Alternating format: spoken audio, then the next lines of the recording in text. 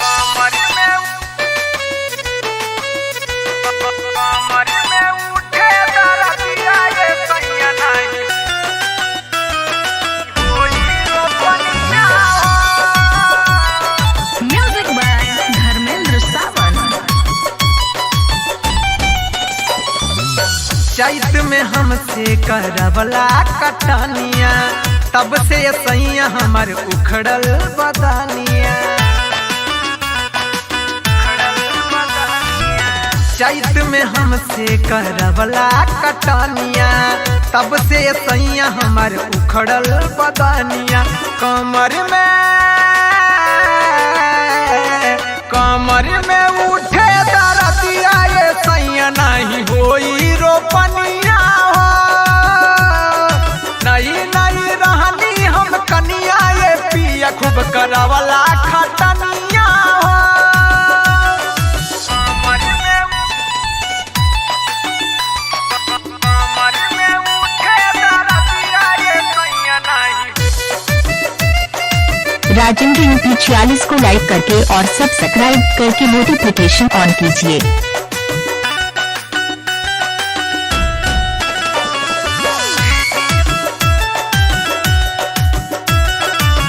नैहर में खेत कब गईनी न झाके, दुर्गत करावताड़ा हम के लिया के।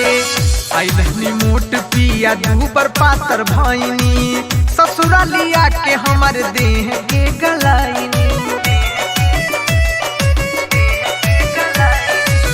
नैहर में खेत कब गईनी न झाके, दुर्गत करावताड़ा हम के लिया के। आइलहनी मोट पिया दूबर पातर भईनी, ससुरा लिया के हमर देह के गलाइनी। दहिया में रहतावे रोज रोज पीरा, यही पे तू आके रोज छौके लजीरा। कमर में उठे दरदिया ये सैया नहीं होई रोपनिया हो। नहीं नहीं रहनी कनिया ये पिया खूब करवला खटनिया हो। कमर में उठे दरदिया ये सैया नहीं। वीडियो एडिटिंग राजेंद्र प्रताप खाली शाहपुर। Mobile number 7069338307।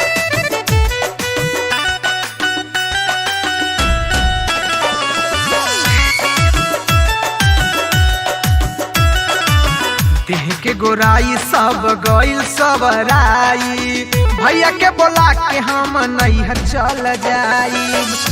या राजेंद्र तू सुन ला न बतिया, कैसे सुनाई अपना दिलवा के हालिया।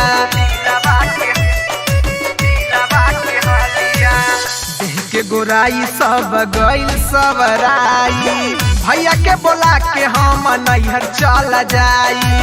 पिया राजेंद्र तू सुन ला न बतिया, कैसे बताई अपना दिलवा के हालिया। अगुआ धर्मेंद्र सावन ऐसन काहे कइला, ऐसने अनाड़ी के हाथ मोर धरावला। कमर में उठे दरदिया ये पिया नहीं होई रोपनिया हो। नहीं नहीं रहनी हम कनिया ये पिया खूब करवला खटनिया हो। चैत में हमसे करवला कटनिया, तब से सैया हमर उखड़ल बदनिया। कमर में